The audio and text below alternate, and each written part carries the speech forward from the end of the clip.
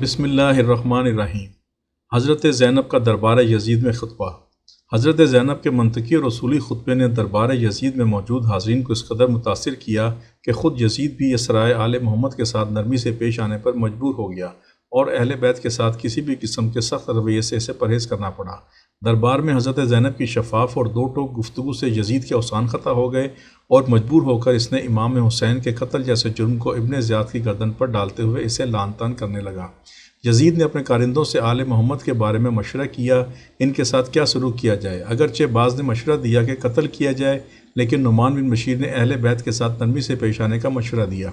इसी तनाज़ुर में यज़ीद ने असराए अहले बैत को शाम में कुछ अय्याम अज़ादारी करने की इजाज़त दे दी। 3 दिन तक खराबा शाम में हज़रत ज़ैनब ने अपने भाई पर मातम किया। आखिरकार असराए अहले बैत को इज़्ज़त व एहतराम के साथ मदीना पहुँचाया गया।